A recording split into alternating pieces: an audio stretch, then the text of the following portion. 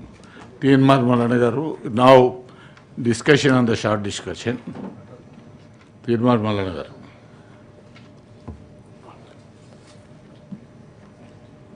మహాత్మా గాంధీ జాతీయ గ్రామీణ ఉపాధి హామీ పథకం పైన స్వల్పకాలిక చర్చ జరుగుతూ ఉంది. అంటే ఇది గతించిపోయిన అయిపోయినటువంటి పథకం పైన మనం ఇక్కడ చర్చ చేసుకుంటున్నాం సార్. అయితే ఇప్పుడు సభలో అందరికి సర్క్యులేట్ చేసినారు సార్. దీంట్లో ఇది మీరు దీని మీద ప్రత్యేక దృష్టి పెట్టాలి సార్. ఇందులో కొన్ని పదాలు అసలు ఎవరికి అర్థమయ్యే పదాలు కూడా లేవు సార్. ఇలా ఏకీకృత, సమీకృత, ఏమో రకరకాల పదాలు ఉన్నాయి. ఇవి సభ్యులకు కూడా అర్థం కావు సార్. చదవడానికి ట్రాన్స్లేషన్ కష్టంగా ఉంటే మనకు అధికార యంత్రాంగం ఉంది కదా, వాళ్ళు చూసుకోవాలి కదా. ఇది అసలు ఇది ఏది మన గతంలో సాధారణమైనటువంటి భాషలో ఇది సమాజానికి అర్థం కావాల్సినది సార్. ఇది ఎలా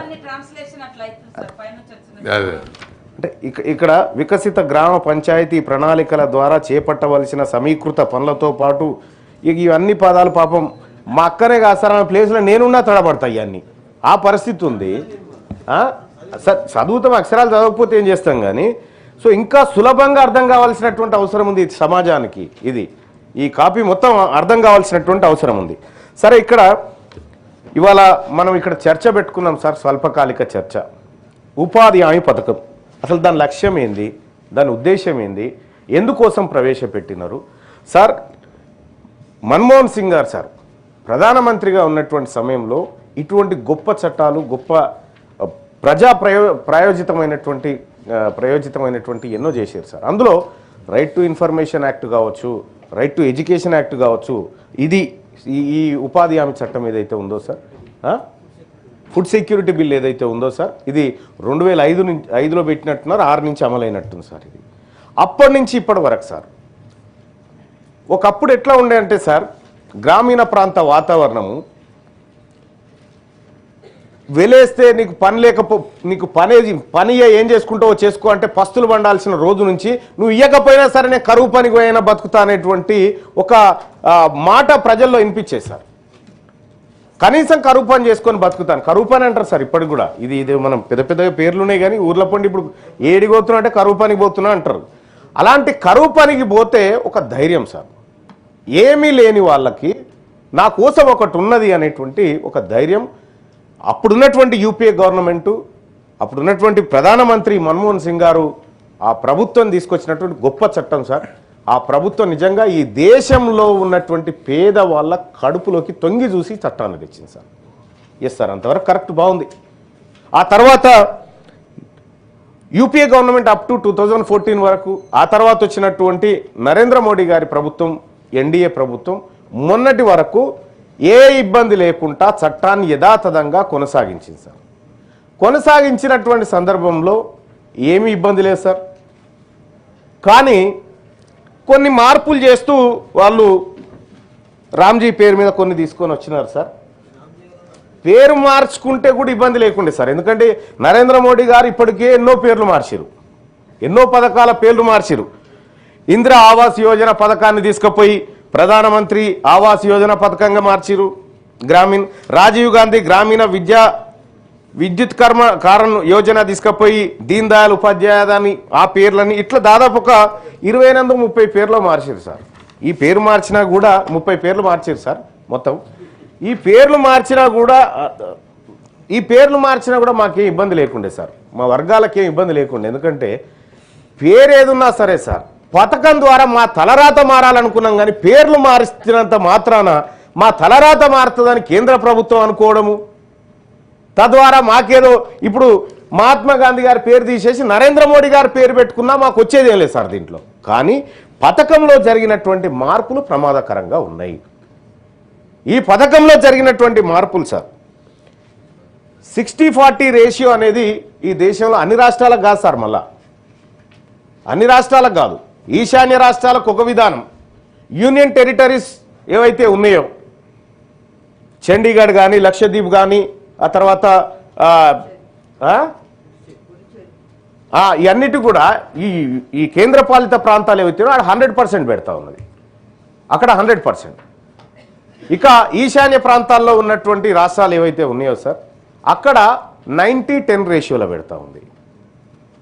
ఇక్కడికి వచ్చేసరికి ఏ ప్రాంతంలోనైతే ఎక్కువ మంది ఎస్సీ ఎస్టీ బీసీలు ఈ పథకం పైన ఆధారపడి బ్రతుకుతూ ఉన్నారో వాళ్ళ నోట్లో మట్టి కొట్టినట్టుగా అసలు వీళ్ళతో మాకు సంబంధం లేదన్నట్టుగా మీ 60% ఇస్తాం, మీ కర్మ అది. సార్ ఒకప్పుడు ఈ పథకంలో కూడా చాలా రకాల కొర్రీలు పెట్టారు సార్. మళ్ళీ దాంట్లో అనేకమైనటువంటి కొర్రీలు కనిపిస్తూ ఉన్నాయి. కేంద్ర రాష్ట్ర ప్రభుత్వాల భాగస్వామ్యం ఓకే సార్ ఉండాల్సిందే. మన ప్రభుత్వం కూడా అట్లాంటిదే. కేంద్రము ఆ తర్వాత రాష్ట్ర ప్రభుత్వాల బాధ్యత ఉంటుంది. ప్రజలను కూడా కేంద్ర ప్రభుత్వానికి రాష్ట్ర ప్రభుత్వానికి పన్నులు కడతా ఉన్నాం. మీరు ఎక్కడి నుంచి ఖర్చు పెడతారనేది మాకు కాదు, కానీ బాధ్యత నుంచి తప్పుకోవడం అంటే సార్ ఇప్పుడు ఉపాధి హామీ కూలీ పనులకు సంబంధించినటువంటి నిధుల షేరింగ్ ఏదైతే ఉందో దాని నుంచి నువ్వు 100% నుంచి 60కి తీసుకున్నావు అంటే బాధ్యత నుంచి తప్పుకుంటున్నట్టు కదా. కేంద్ర ప్రభుత్వం తన బాధ్యతను విస్మరిస్తూ ఉంది. ఈ దేశంలో ఉన్నటువంటి పేదల పట్ల ఎస్సీ ఎస్టీ బీసీ మైనారిటీ ఎవరైతే ఉన్నారో వాళ్ళు ఈ కరువు పని బేటోల నెత్తి మీద ఇప్పుడు పిడుగుపడ్డట్టు అయిపోయింది సార్. వాస్తవానికి రాష్ట్రాల ఆర్థిక పరిస్థితే బాలేదు సార్. రాష్ట్రాల ఆర్థిక పరిస్థితి బాలేదు. ఇప్పుడు రాష్ట్రాలు మండికేయా మేము ఏమని కేంద్రం చెప్పడంతో అసలు ఈ కరువు పని ఉంటుందా ఉండదా ఇత్తడితో అయిపోయిందా? సరే దాని గురించి మాట్లాడే కంటే ముందు సార్ ఇక్కడ ఈ పథకంలో చాలా బాధాకరమైనటువంటి అంశం ఏంటంటే సార్ 2006 నుంచి 2014 వరకు అంటే యూపీఏ గవర్నమెంట్ హయాంలో అప్పుడున్నటువంటి ఇక్కడ కాంగ్రెస్ పార్టీ ప్రభుత్వం ఉండే ఆ హయాంలో పెట్టినటువంటి ఖర్చులు మనం చేసినటువంటి అభివృద్ధి కార్యక్రమాలు ఇవన్నీ చూస్తూ ఉన్నాం సార్. 2006 నుంచి 14 వరకు, ఆ తర్వాత 2014 నుంచి 26 వరకు సార్. అంటే మనం ఖర్చు పెడుతుంది ఒకే విధానంలో కనిపిస్తూ ఉంది. ఖర్చు పెడుతుంది ఒకే విధానంలో ఖర్చు పెడతా ఉన్నాం అంటే కరువు పని లేకపోతే ఈ రాష్ట్రంలో ఈ దేశంలో ఎస్సీ ఎస్టీ బీసీలు బ్రతికే ఛాన్సే లేదని నివేదిక చెప్తా ఉంది. కరువు పని లేకపోతే బతికే ఛాన్సే లేదు, వేరే మార్గమే లేదు. మేము అదే 2006లో ఉన్న పేదరికంలోనే ఉన్నారు ఈ ప్రజలు అనేది ఈ నివేదిక చెప్తున్నటువంటి మాట సార్. మరి ఇంతమంది 90% మంది ప్రజలు ఆధారపడి బ్రతుకుతున్నటువంటి ఈ స్కీమ్లో మార్పులు తీసుకొచ్చేటువంటి సమయంలో సార్ ఈశాన్య రాష్ట్రాలకు ఒక విధానం, అక్కడ బతుకుతుంది పేదవాడే సార్, ఇక్కడ బతుకుతుంది పేదవాడే. నీకు దాద్రా నగర్ హవేల్లో బతుకుతుంది ఆయనే, అండమాన్లో బతుకుతుంది కూడా అట్లాంటి పేదవాడే. ప్రాంతాన్ని బట్టి పేదరికం మారుతుందా సార్? ఎక్కడైనా ఎవరికైనా కడుపు ఒక్క తీరుగానే ఉంటుంది, ఆకలి ఒక్క తీరుగానే అవుతుంది సార్. కానీ రాష్ట్ర ప్రభుత్వం ఇందులో 40% నిధులు కావాలనే కొర్రి పెడుతూ కేంద్ర ప్రభుత్వం బాధ్యత నుంచి తప్పుకోవడం అంటే ఈ రాష్ట్రాన్ని మరి ముఖ్యంగా ఈ రాష్ట్రంలో బతుకుతున్న మెజారిటీ ప్రజలను అనాథలం చేయడం కోసం ఈ బిల్లు తీసుకొచ్చింది సార్ కేంద్ర ప్రభుత్వం. అలాగే సార్ ఇదే వ్యవహారాల్లో సార్ రాష్ట్ర ప్రభుత్వం కూడా ఒక మాట చెప్పింది సార్. మేడం మంత్రి గారు చెప్పారు 125 రోజుల పని దినాలు. ఇప్పుడు భారతీయ జనతా పార్టీని అడిగితే మేము 125 రోజుల పని దినాల్ని మీకు ఇస్తా ఉన్నాం, గతంలో 100 రోజుల పని దినాలు ఉండే అని చెప్తా ఉన్నాడు సార్. 125 రోజులు రావడం సంతోషమే సార్, మాకు ఇబ్బంది ఏం లేదు. 125 రోజులు పని దినాలు రావాల్సిందే, ఇంకో 50 వచ్చినా కూడా మాకేం అభ్యంతరం లేదు. కానీ నువ్వు 100కు 100 రోజులు పని దినాల డబ్బులు కట్టించేటువంటి ప్రభుత్వం కేంద్ర ప్రభుత్వం ఇవాళ రాష్ట్రాల మీదకి ఆ భారాన్ని నెట్టి 125 రోజులలో 75 రోజులు మేము కడతాం, 50 రోజులు రాష్ట్ర ప్రభుత్వం కట్టరు. ఇది చెప్తున్నటువంటి మాట సార్. 100కు 100 అప్పుడు వాళ్ళే ఇచ్చేసారు. ఇది కొద్దిగా క్లియర్గా సమాజానికి అర్థమయ్యే భాషలో చెప్పాలంటే సార్, ఒక మహిళ కరువు పనికి పోతే 30 రోజులు కరువు పనికి పోతే లేదంటే ప్రతిరోజు ఒక 300 రూపాయలు వస్తాయి. 300 రూపాయలు పెట్టుకో, 125 రోజుల పని చూపించినాం అనుకో దాదాపు ఒక 37,500 రూపాయల దాకా ఖర్చు అవుతుంది అనుకుంటా. 37,500 రూపాయలు ఆ 125 రోజులలో ఆ కూలి పని చేసినటువంటి మహిళకి ఇవ్వాలి. దాంట్లో గతంలో 30,000 రూపాయలు ఉండే, ఆ 30,000 రూపాయలను కేంద్రం ఇచ్చేది ఇప్పుడు 30,000 నుంచి దాదాపు 22,500కు తగ్గించుకుంది కేంద్రం. 22,500కు తగ్గించుకొని 15,000 రూపాయలు ప్రభుత్వం, రాష్ట్ర ప్రభుత్వం ఇవ్వాలి, మిగతా 22,500 రూపాయలు కేంద్ర ప్రభుత్వం ఇస్తుంటే, అంటే ఒక్కొక్క మనిషి మీద 7-8,000 రూపాయలు మిగిలించుకుంటున్న ప్రభుత్వం సార్ కేంద్ర ప్రభుత్వం. మాకు పని దినాలు పెంచినవు. ఇంకా దీంట్లో చాలా విచిత్రంగా ఉన్నాయి సార్. ఏంది, వ్యవసాయ సీజన్లో వ్యవసాయ కూలీలు దొరకాలన్నట్టు. ఎవరికి సార్? వ్యవసాయ గ్రామీణ ప్రాంతాల్లో వ్యవసాయ కూలీలు.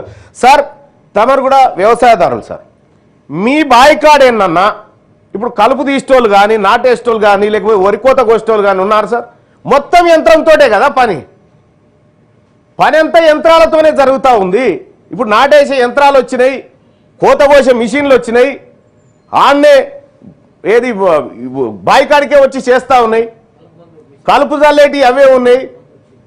మొత్తం వ్యవసాయ కూలీలే లేకుండా పోయింది. మొత్తం యాంత్రీకరణ జరిగిన తర్వాత నీకు వ్యవసాయ కూలీల లబ్ధి కోసం 60 రోజులు రిస్ట్రిక్షన్ ఎట్లుంటుంది? ఇది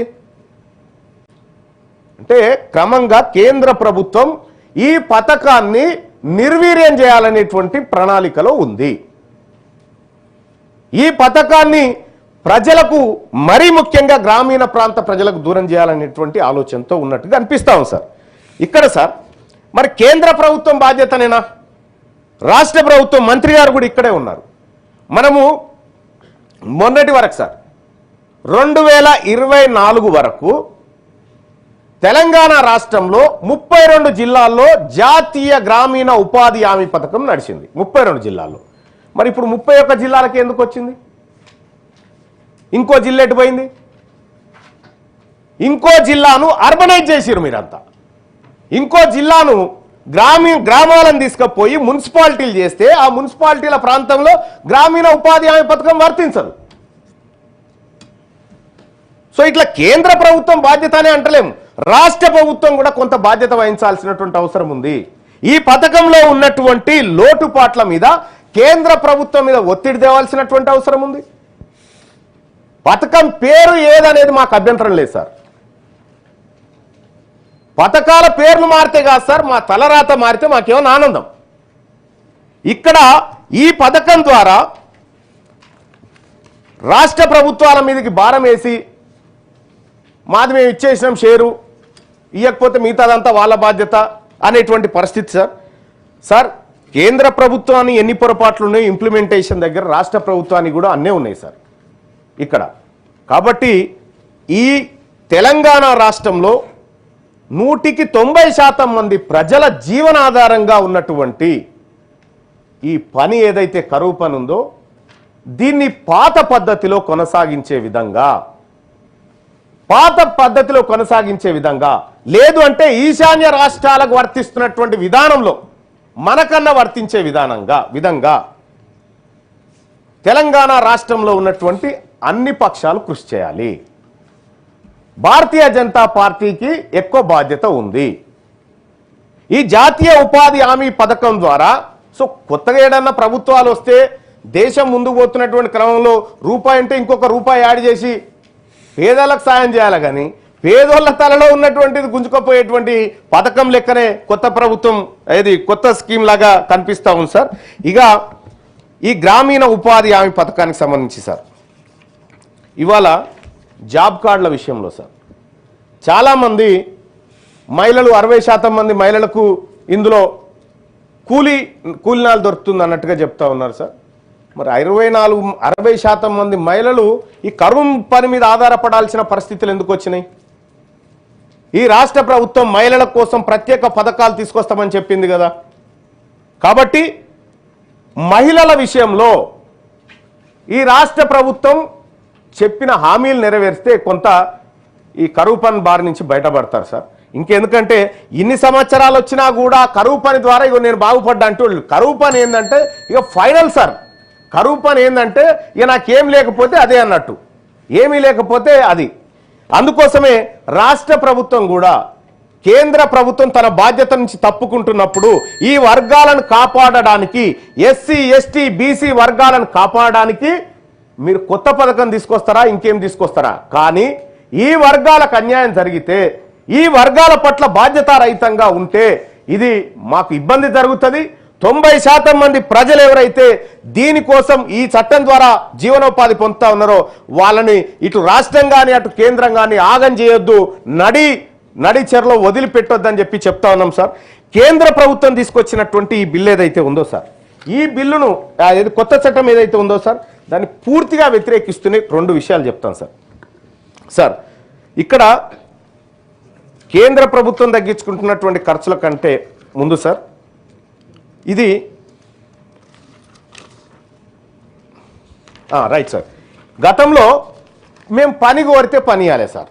గతంలో మేము పని కావాలి, మాకు ఏ పని లేదనంటే కరువు పని కావాలంటే ఇవో నాయన జాబ్ కార్డు ఇచ్చేయాలి, 100 రోజులు పని చూపించాల్సినటువంటి బాధ్యత ప్రభుత్వం. మేము కావాలి 266 పనులు గతంలో ఉండే సార్. ఇప్పుడు 4-5 రకాలకు దాన్ని కుదించారు. సరే, దాంట్లో గ్రామీణ మౌలిక వసతులు అని పెట్టి దాంట్లో ఏమేమి వస్తాయో కూడా ఇంకా ఇందులో కనిపిస్తలేదు. సరే, వచ్చినప్పుడు అది చూద్దాం. ఏ పనైనా చేయడానికి సిద్ధంగా ఉన్నాం సార్. ఎందుకంటే ఎర్రటి ఎండలో తట్ట మట్టి మోసుకుంటా చెర్ల పొంటి కట్టల పొంటి మేము జీవనాధారంతో బతుకుతున్నటువంటి వాళ్ళం సార్. ఏ పని చెప్పినా చేయడానికి సిద్ధంగా ఉన్నాం. కానీ ఇక్కడ అప్పుడేమో ఆ చట్టమేమో మాకు ఆకలి అవుతుంది అన్నప్పుడు అన్నం పెట్టింది, ఈ చట్టమేమో నేను ఇంకా వండలేదు నీకు ఆకలి అయితే నేనేం చేయాలన్నట్టు ఉంది సార్. అట్లా డబ్బు ఉంటే పని, లేకపోతే లేదు సార్. కేంద్ర ప్రభుత్వం వాళ్ళు డబ్బులు ఇచ్చినప్పుడు చేయాలి, లేకపోతే సార్ మాకు ఆకలైనప్పుడు తినాలా, లేదంటే మీరు పెట్టినప్పుడు ఏమేమి తినాలా? ఎక్కడ చట్టం సార్ ఇది? కేంద్ర ప్రభుత్వం తీసుకొచ్చిన చట్టం. సో ఈ చట్టం చాలా ప్రమాదకరమైనటువంటి చట్టం. ఈ చట్టం పైన ఖచ్చితంగా మా వర్గాల నుంచి పూర్తి వ్యతిరేకత మేము వ్యక్తపరుస్తా ఉన్నాం. ఇక అలాగే రాష్ట్ర ప్రభుత్వం కూడా కేంద్రం పైన ఒత్తిడి తేవాల్సిన అవసరం ఉంది. ఈ విషయంలో రాష్ట్ర ప్రభుత్వం ఒక స్పష్టమైనటువంటి విధానాన్ని ప్రకటించాలి. కేంద్రం మీద బాధ్యత ఉంది అని మనం తప్పించుకోవడానికి వీల్లేదు, ఒత్తిడి తీసుకురావాలి. రాష్ట్ర వాటాకు ప్రత్యేక బడ్జెట్ కేటాయించాలి. ఎందుకంటే వాళ్ళు చేస్తారన్న నమ్మకం కూడా లేదు, ఏనాడో మోసకారులే వాళ్ళని నమ్మే పరిస్థితులు లేము. అందుకోసమే ఇది చెప్పుకుంటా ఉంటే మాది డబుల్ ఇంజన్ అనుకుంటున్నామని డబుల్ ఇంజన్ కాదు సార్, ఇది వట్టిదే ఇంజన్ సర్కార్. కేంద్ర ప్రభుత్వం